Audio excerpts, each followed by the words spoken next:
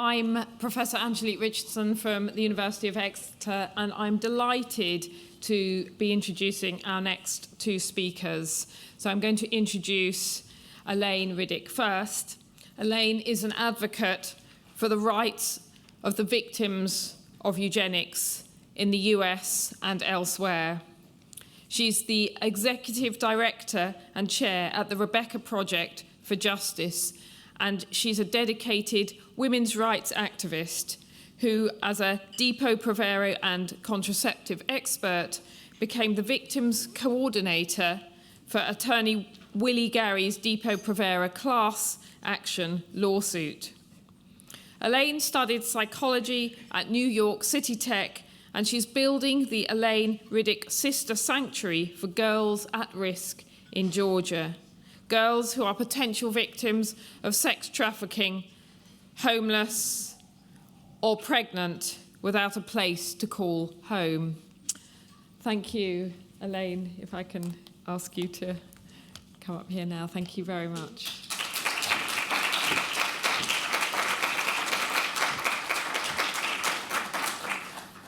Good morning. She's already introduced me, so I'm just going to say that, again, that my name is Elaine Riddick. I am a victim of the Eugenics forced sterilization program. I am a survivor. Let's correct that. I am a survivor.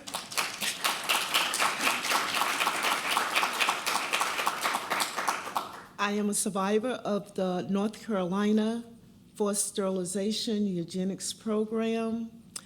I'm going to start in telling my story, and I hope that when you leave here today, that you will have a different perspective on eugenics, especially here in America and around the world. My story begins with, I was raped at the age of 13 years of age, and by a perpetrator. I carried my son for 9 months. I had my son, Tony Riddick over there.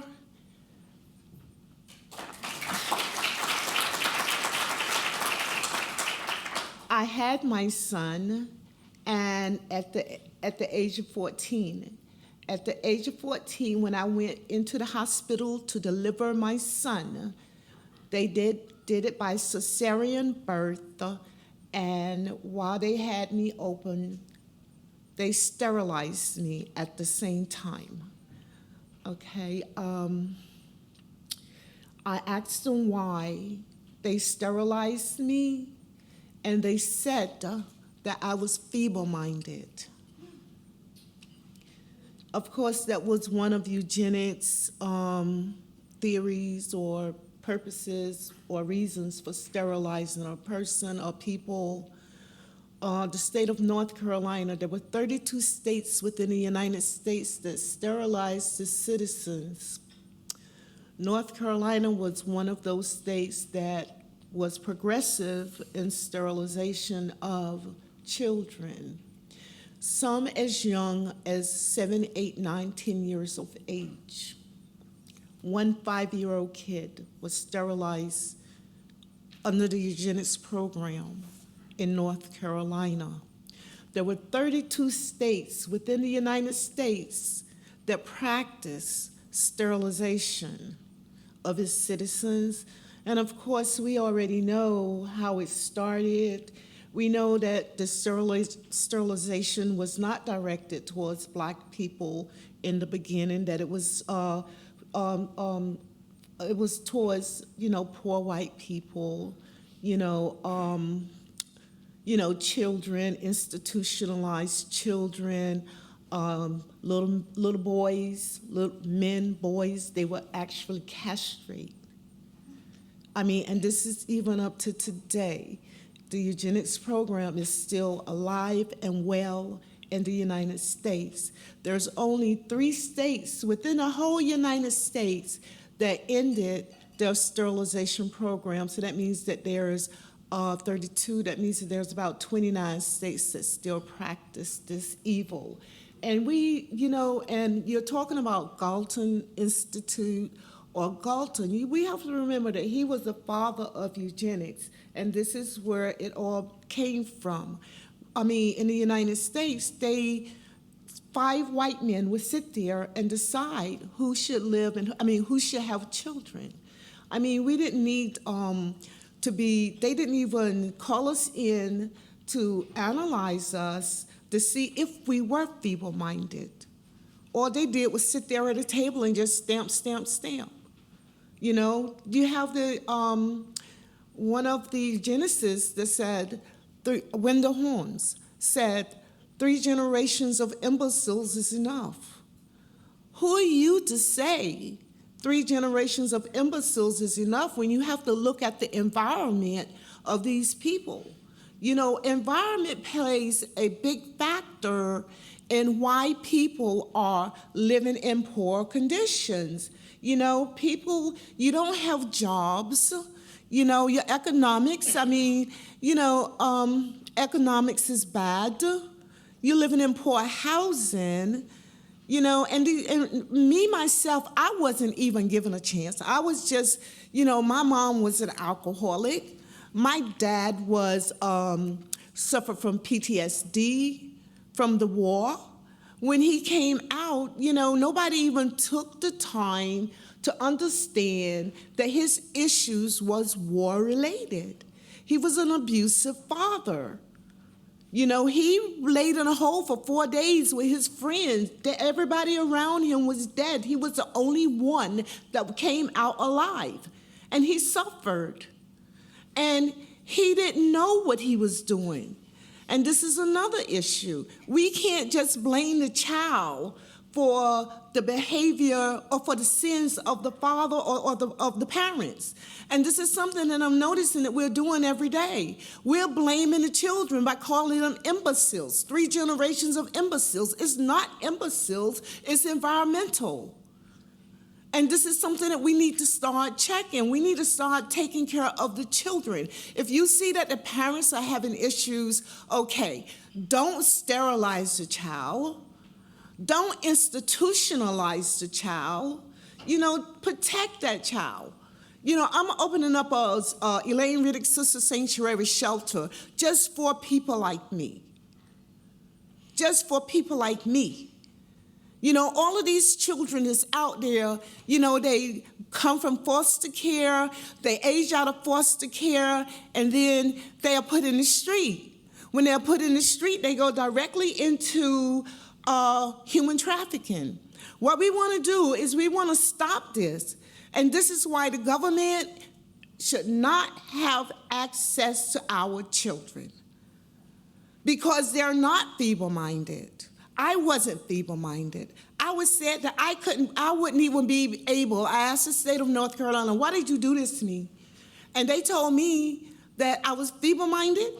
I would not be able to dress myself. I would not be able to put on my shoes.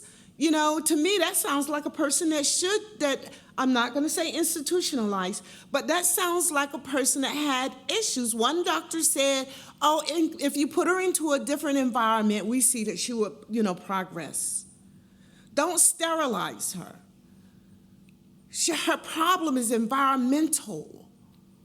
Don't sterilize her. Put her in a different environment and let her grow. But the state of North Carolina didn't listen to them. They just sterilized me.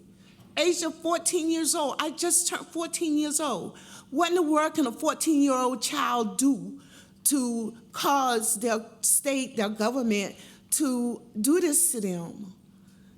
What could I have done? What could a 5-year-old child have done for these eugenicists and the government to do this to them? What could a little boy, 8, 9, 10, 11, 12-year-old little boy do to cause you to castrate him? And these children are children that's out there in the streets every day, and you look around and you don't even know why they're out there or why they're misbehaving or why they're doing what they're doing. We don't know what caused children to behave the way they behave. We don't know what caused them to go into drugs. Listen, me, when I found out at the age of 19, that this is what happened to me, I was crushed. I was crushed. I was 14 and I found out at the age of 19 that this happened to me. I went the other direction because I didn't know. I didn't want nobody to look at me. I thought I had a monster on my back that I had to carry. I was saying, what did I do? Why me, Lord? God, why me? You know, I was so crushed until I too went towards drugs. But see, that wasn't my purpose in life, to be an addict. That wasn't my purpose. That's not what God put me here. He lifted me up, and I picked my own self up by my shoestrings. I picked my own self up because that was not me. I was not feeble-minded. I was not a drug addict. I was none of the things that people said that I were. Because if I was those things, I would still be there. But I'm right here speaking in front of you. You know, I'm right here telling you my story, how I got where I was and how I had to pull myself up to come out of it. Because it wasn't me. I am not, and I should not have to pay for the sins of my parents. That wasn't me, that's them. My mother was an alcoholic, that was her. My mother was in prison because she wanted to fight back. That wasn't me. So why did you sterilize me? Do you know we're talking about living with eugenics past? This is part of my past. Being addicted to drugs is part of my past, living with eugenics. This is what it had taken me to. This is how it brought me down because I was too ashamed, too embarrassed, too humiliated because of what had happened to me. And I had to crawl out of that hole because God didn't have, God's mission for me was not that. God's purpose for me was to go and tell my story where I can go and pull up other people and help other people and let them know that God had better things for them to do. I had to go out there and tell my story because this is God's plan. No man have the right to play God with nobody's life. No man have the right to take an innocent child and gut them open like dogs and hogs. I'm sorry, but no man have that right. Every child that's put on this earth have the right to live according to the way God intended for that child to live. When you come in here and you take these rights away from man, woman, children, and we're talking about not only in the United States, we're talking about here and around the world. We gotta be better. We gotta do better. We gotta get rid of eugenics. We gotta do better because we're harming, we're hurting, we're killing people. We gotta do better because no child, no man, and no woman deserve these punishments, these evils that has been inflicted on them. Take the knee off the neck and let them move around and let them do something for themselves. Take your foot off of their back. Raise them up and let us do something. Help me to help them. Help me to help and teach people that this is not the way to live. We are human beings and we're fighting for humanity. We are not trying to commit crimes against them. Eugenics is crimes against humanity, and this is what we have to fight.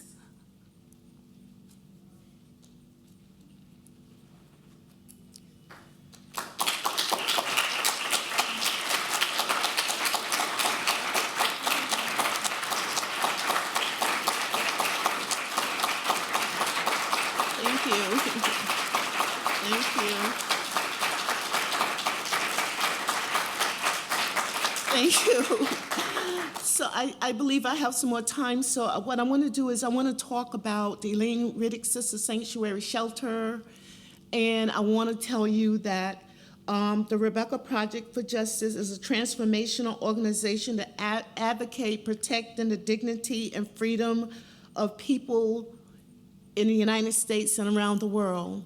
The Elaine Riddick Sanctuary Shelter is for babies that the parents don't want.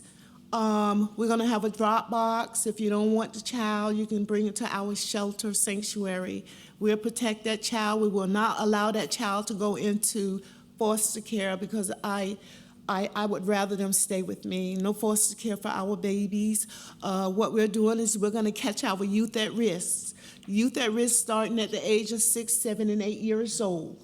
This way, we would keep them out of the street. We would keep them out of prison through the pipeline. We would give them a home, a forever home. Is basically what my sanctuary is going to be about. It's going to be a forever home for our youth at risk, abandoned babies. We're going to go out and we're going to take the children out of human trafficking and give them a home, give them education, give them something that they can go out into the world where they can become productive citizens, and they can protect themselves, take care of themselves. We're going to have our shelter also is going to be for homeless women with children that's living in cars. We have a lot of that in the United States. So what we want to do is we want to take those women and pregnant girls, and we want to teach them how to bond with their babies. We want to give back to society what society have given us, and we want to make life easy for our youth.